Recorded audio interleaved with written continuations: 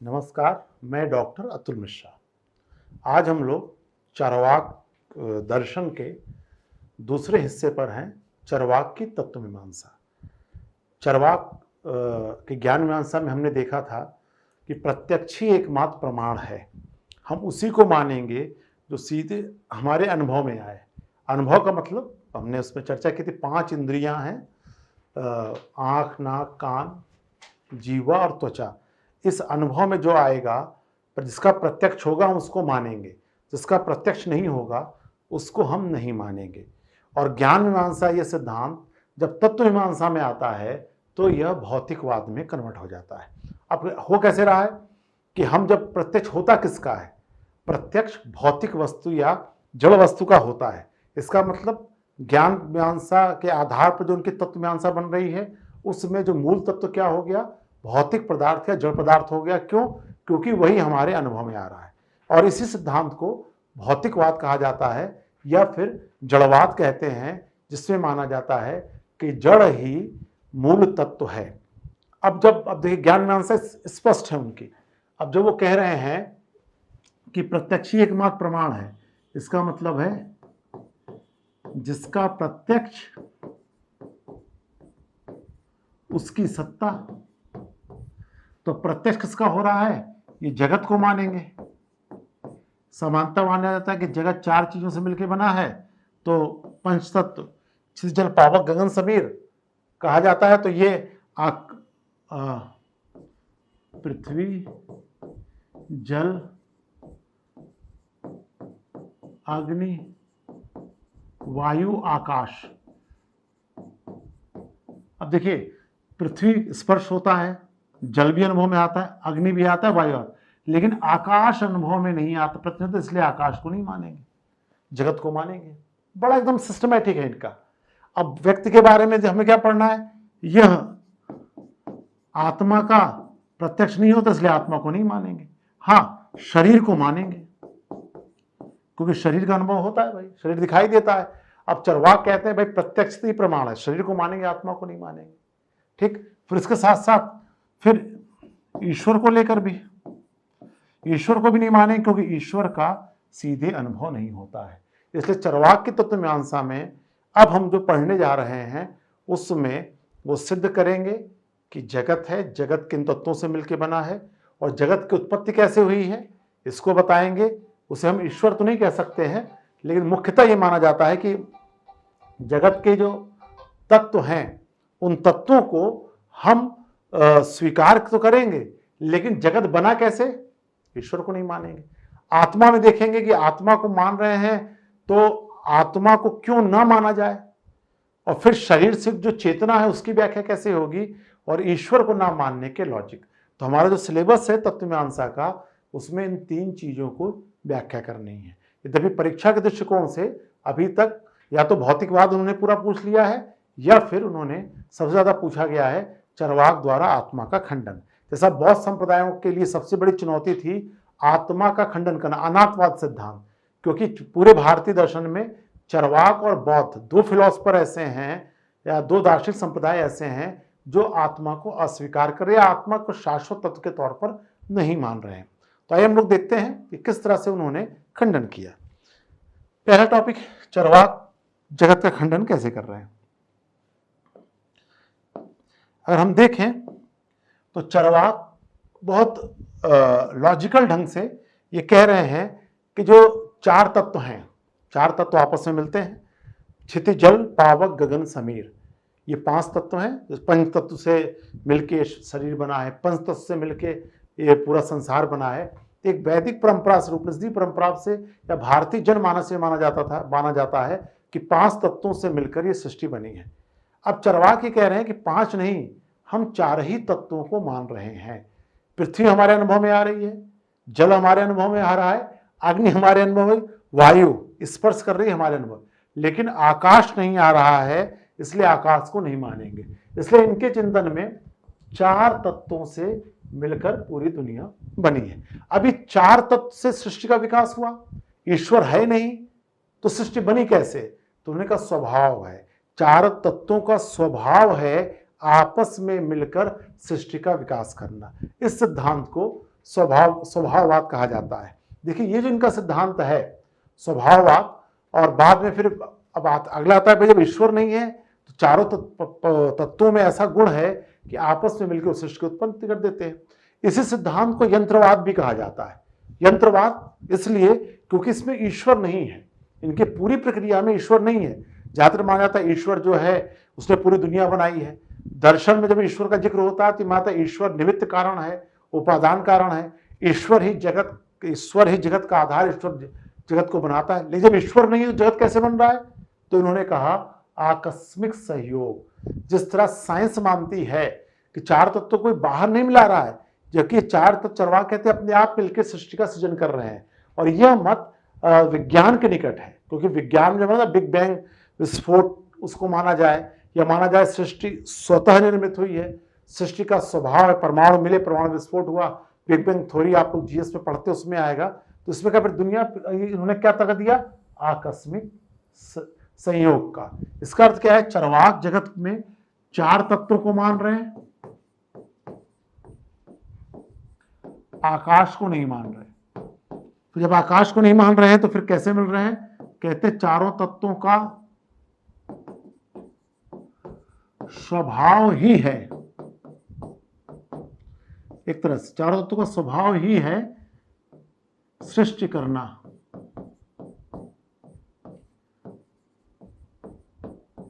अब क्या है इसका मतलब? जैसे आज भी हम लोग मानते हैं ना यंत्रवाद। देखिए दो व्याख्याएं होती हैं, अगर हम इसको दो व्याख्याओं को हम लोग देखें तो एक होता है धर्म की व्याख्या,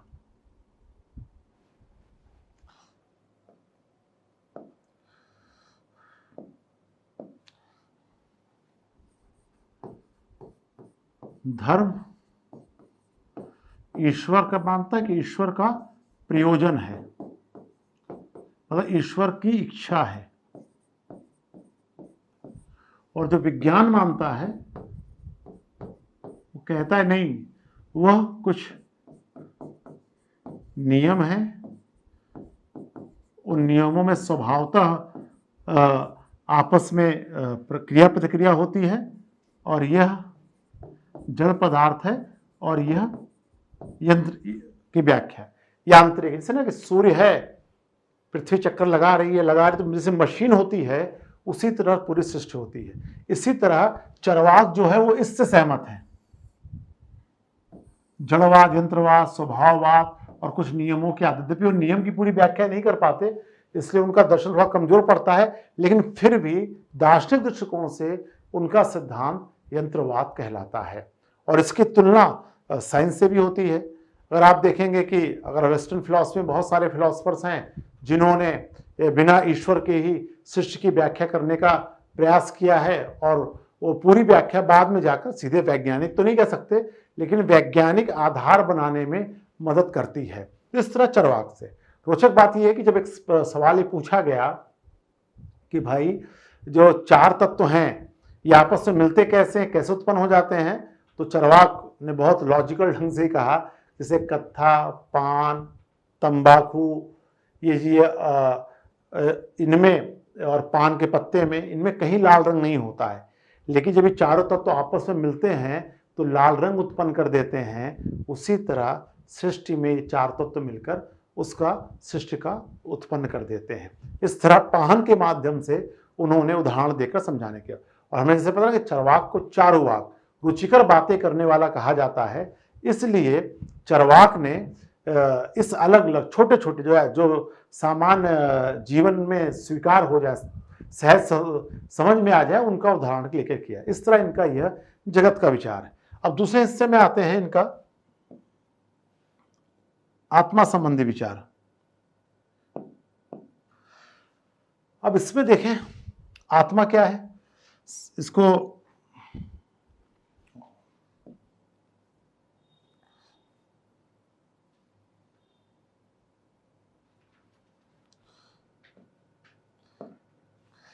अब भाई आत्मा को अन्य संप्रदाय क्या मानते हैं, इसके पहले और मैंने कहा ना फिलॉसफी में सिलेबस बहुत छोटा हो जाए, हर टॉपिक में जो कि जैसे भारत दर्शन की विशेषताओं में देखा था, इसमें जो मूल तत्व है उसे आत्मा माना गया है। और आत्मा ये मूल तत्व हर जगह आपको नजर आता है, और हर टॉपिक में हर संप्रदाय इस पर आप मानोगे तो आप बताओगे कि क्या है, नहीं मानोगे तो उसका खंडन करोगे, तो चरवाकी भाई।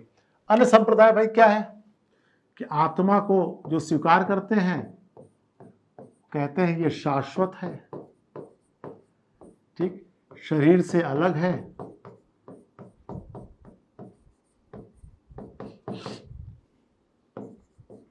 और चेतन है, शाश्वत है, शरीर से अलग है और ये चेतन के तौर पे परिभाषित होता है। जो भी आत्मा को मानता है उसमें शाश्वतता को मानता है, शरीर से अलग मानता है और चेतना से किसी न किसी रूप में संबंध आ जाता है। इसमें अगर हम लोग देखें आत्मा और चेतना के बीच ये हर जो भी टॉपिक आप पढ़ेंगे ये 7-8 बार रिपीट होगा फिलॉसफी में, क्योंकि जो भी फिलॉसफर आएगा उससे विचार करता है। इसमें पहला सिद्धांत है, कुछ लोग कहते हैं आत्मा और चेतना का संबंध आगंतुक है, मतलब आत्मा में चेतना आती जाती रहती है।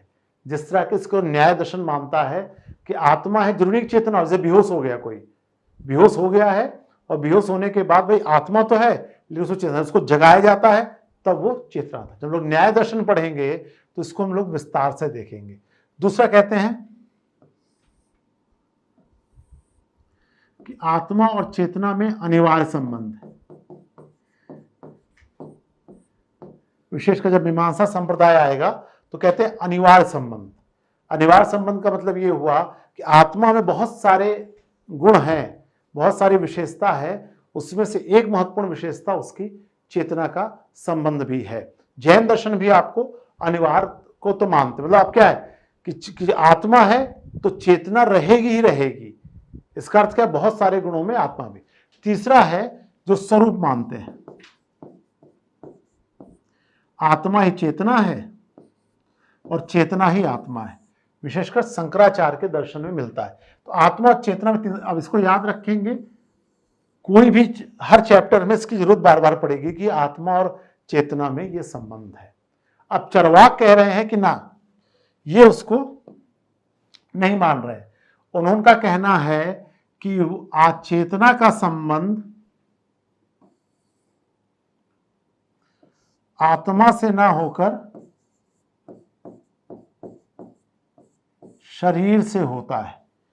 अब इन्होंने इसका खंडन कर दिया कि आत्मा को मान नहीं रहे हैं, तो कहते हैं चेतना का संबंध आत्मा से नहीं है बल्कि चेतना का संबंध शरीर से है। शरीर का अनिवार्य गुण चेतना है, चेतना है तो आत्मा है, आत्मा है चेतना है तो शरीर है, शरीर है तो चेतना। तो इस तरह उन्होंने चेतना का संबंध शरीर से कर दिया। ये आप परिवर्तन कर रहे हैं।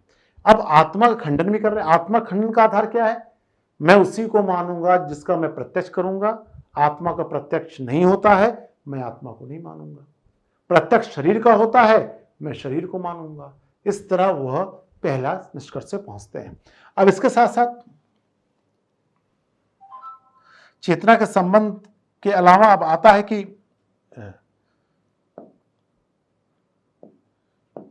भाई जब चेतना है तो अब सिद्धांत क्या है कि अब, लेकिन देखिए भारतीय परंपरा में है, भारतीय परंपरा में अगर आत्मा नहीं है तो फिर आत्मा को लोग क्यों मानते हैं, क्यों मानते हैं? अब ये इनके सामने चैलेंज है कि भाई देखिए आप कह रहे आत्मा नहीं होती, लेकिन जनमानस में क्या है, आत्मा को स्वीकार किया जा रहा है। तब चरवाक कहते हैं आत्मा कोई अलग से नहीं है, इस शरीर को ही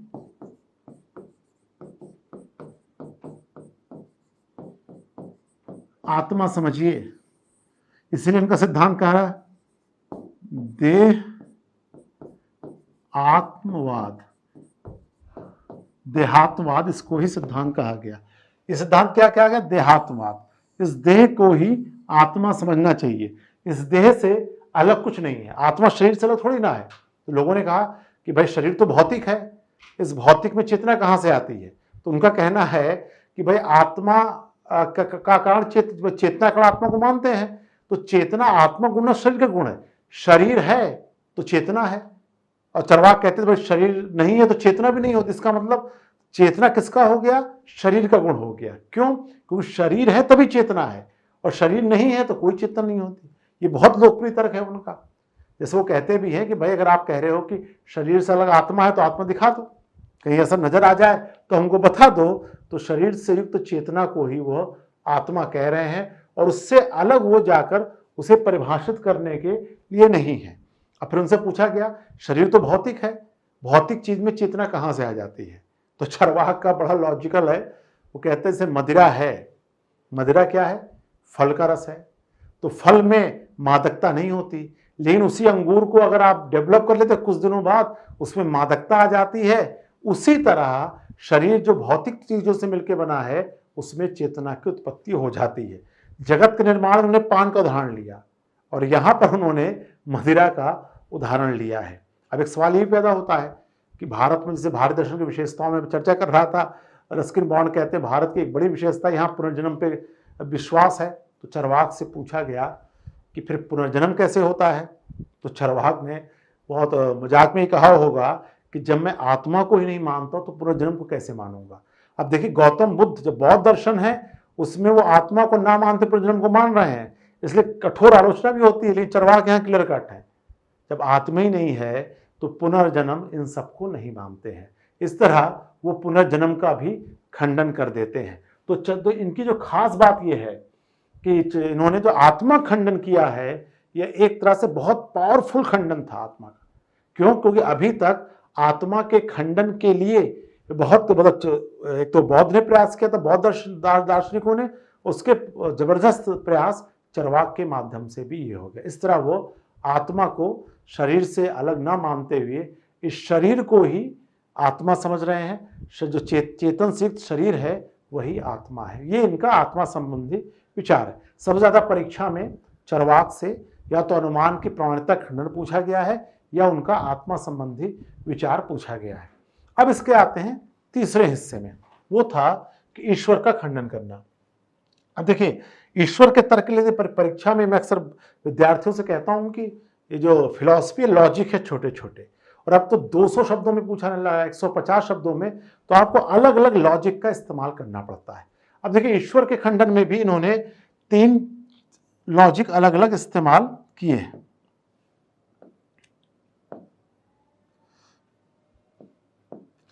देखिए पहला है सरल सा, पहला तर्क, ईश्वर का प्रत्यक्ष नहीं होता है और उसी की सत्ता है जिसका प्रत्यक्ष होता है। उसी की सत्ता है जिसका प्रत्यक्ष हो रहा है। दूसरा, फिर देखिए ईश्वर को क्यों माना जाता है? 2 वजहों से ईश्वर की सत्ता को माना जाता है। एक, सृष्टिकर्ता, संसार को बनाने वाला। दूसरा, कर्म नियम संचालक। अब ये 2 लॉजिक हैं जिस लॉजिक का प्रयोग करते हुए ईश्वर को मान रहे हैं, सृष्टिकर्ता मान के तौर पर मान रहे हैं, और कर्म नियम संचालक के तौर पे मान रहे हैं। चरवाक कहते हैं कि सृष्टि के लिए ईश्वर को मानने की आवश्यकता नहीं है। 4 तत्व आपस में मिलते हैं और उनका स्वभाव है और आकस्मिक संयोग। इसको हम लोगों ने अभी देखा था जगत वाले चिंतन में कि सृष्टिकर्ता के तौर पर मानने की जरूरत ही नहीं है। राग कर्म नियम संचालक से, जो जैसा कर्म करेगा उसको फल देगा भगवान। कहते भगवान नहीं देगा। पहली बात तो कर्म फल पुण्य पाप इन सबको चरवाक मान्यता नहीं देते। कर्म फल नैतिक समृद्धि पाप पुण्य अगर है भी तो यह कर्म पर्याप्त हैं अपना फल देने के लिए। इस तरह चरवाक ईश्वर का खंडन कर देते हैं। कहते हैं किसी भी दृष्टिकोण से ईश्वर को हम लोग स्वीकार नहीं कर सकते, और इस तरह के ईश्वर का खंडन हम लोग धर्म दर्शन में पढ़ेंगे, वेस्टर्न फिलॉसफी में भी अलग अलग तर्क बहुत विस्तार से मिलते हैं जिसमें ईश्वर का खंडन किया जाता है। तो इस तरह चरवाक की तत्व मीमांसा में 3 तरह के ये सत्ताओं के बारे में समीक्षा की जाती है, जगत, आत्मा और ईश्वर।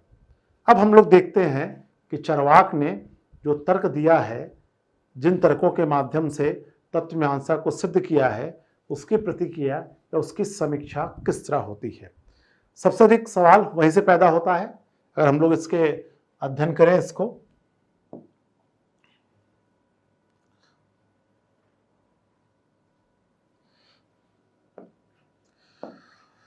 देखिए, पहला आलोचना जिस क्रम में हम लोग आए थे, जगत। इन्होंने भाई ठीक है, आप जब आप कहते हो ना कि ईश्वर नहीं है, जगत अपने आप बना, तो उसके लिए तर्क, सिर्फ कहने से काम नहीं चलता कि भाई ये तो भाई सामान्य है, लोकप्रिय अवधारणा है, आप लेक्चर दे दो या फिर लोकप्रिय बातें कर लो। लेकिन जब आप ईश्वर का खंडन कर रहे हो और कह रहे हो जगत अपने आप बन गया, तो आपको तर्क देना पड़ता है। इसलिए जो पहली जो सबसे ज्यादा आलोचना होती है, फिर वो है निमित्त कारण। भाई ईश्वर नहीं तो निमित्त कारण क्या है? कैसे जगत बना, क्यों जगत की उत्पत्ति हुई,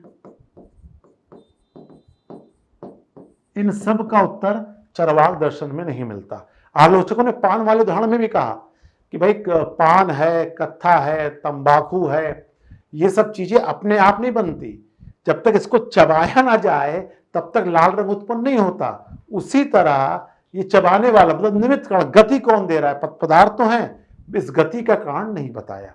दूसरा, जड़ से चेतन के उत्पत्ति की व्याख्या में वो कोई तर्क नहीं देते। देखिए, दर्शन शास्त्र है, दर्शन शास्त्र में सिर्फ रोचक बातें करने से काम नहीं बनता, आपको व्यवस्थित तर्क देना पड़ता है कि जड़ से चेतन की उत्पत्ति किस तरह हुई। मदिरा का उदाहरण जो उन्होंने दिया आत्मा के संदर्भ में, वो भी मान्य नहीं है, क्योंकि वो स्वयं अपने आप में उसका विकास नहीं होता है। इस तरह जड़ से चेतन की उत्पत्ति किस तरह हो रही है, इसकी ये व्याख्या नहीं कर सकते। सबसे ज्यादा आलोचना होती है चेतना का अस्तित्व, कि भाई शुरू से माना गया है कि आत्मा का संबंध चेतना है, शरीर के साथ चेतना का संबंध नहीं होता। अगर चरवाक के तर्क कह रहे हैं कि जब भी हम लोग आत्मा की बात करते हैं, तो जैसे मैं लंबा हूं, तो मैं शब्द इस्तेमाल किसके लिए हो रहा है? शरीर के लिए हो रहा है। चरवाक कहते हैं, जैसे कहता है मैं काला हूं, मैं गोरा हूं, तो मैं काला हूं, मैं गोरा हूं, मैं लंबा हूं, ये शब्द इस्तेमाल किसके लिए हो रहा है? मैं शब्द किसके लिए इस्तेमाल हो रहा है? शरीर के लिए हो रहा है। इसलिए शरीर को मानना चाहिए, शरीर को ही आत्मा के तौर पर परिभाषित करना चाहिए। तो आलोचकों का कहना है कि जो शरीर है वह चेतना की अभिव्यक्ति का माध्यम है।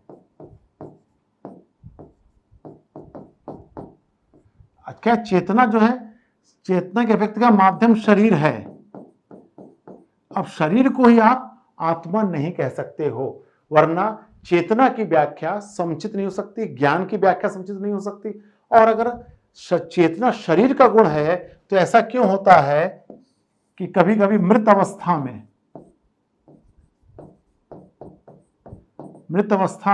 देखिए शरीर तो है,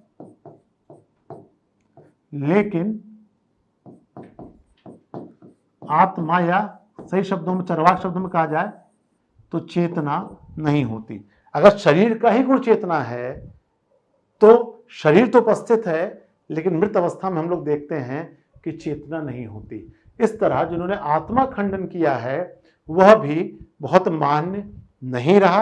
यद्यपि भौतिकवादी दृष्टिकोण से इनका जो आत्मा खंडन हमेशा महत्वपूर्ण बना रहा है। उसी तरह ईश्वर को लेकर आता है।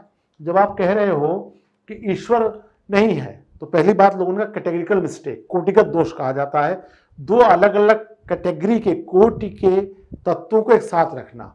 तो सिर्फ हम ईश्वर को इसलिए नहीं मान सकते कि उसका प्रत्यक्ष नहीं हो रहा है। ईश्वर का खंडन प्रत्यक्ष की सीमा में रहकर नहीं किया जा सकता है। इसलिए जो चरवाक खंडन कर रहे हैं, यह कोटिगत दोष उत्पन्न करता है। उसी तरह आगे सृष्टि नियम या कर्मफल को ना मानना, यह चरवाक के दर्शन का एक महत्वपूर्ण दोष हो जाता है। इस तरह चरवाक की तत्व मीमांसा की कटु आलोचना भी देखने को मिलती है। इन आलोचनाओं के बावजूद हम लोग कह सकते हैं कि चरवाक मूलतः कर क्या रहे हैं। एक सामान्य व्यक्ति, एक हो ना कि जो लोकप्रिय बातें कर रहे हैं, इसलिए उनका नाम चारुवाक। एक सामान्य व्यक्ति की जो दार्शनिक दृष्टि हो सकती है उसका ही प्रतिनिधित्व चरवाक कर रहे हैं। इसलिए इन्हें कहा जाता है जो स्थूल दृष्टि, बहुत गहराई में जाके चरवाक ने नहीं सोचा होगा, विशेषकर तत्व मीमांसा के बारे में, इसलिए आलोचना केंद्र। लेकिन जो भी हो, इनके इन तर्कों का प्रभाव क्या हुआ कि भारतीय दर्शन को अपने तत्व मीमांसी चिंतन को और बेहतर करना पड़ा और प्रमाणों की आवश्यकता महसूस हुई। इस तरह चरवाक का ये जो सवाल है दूसरा, तत्व मीमांसा, इसमें 3 तत्वों पर बातचीत करनी है। परीक्षा में सिर्फ अभी तक आत्मा संबंधी चिंतन आया है, कभी कभी पूरा भौतिकवाद पूछते हैं तो इसकी जरूरत पड़ती है। तो ये इसका दूसरा प्रश्न था। अब हम लोग इसके अंतिम हिस्से में अगले क्वेश्चन देखेंगे, चरवाक में मोक्ष की अवधारणा या आचार मीमांसा।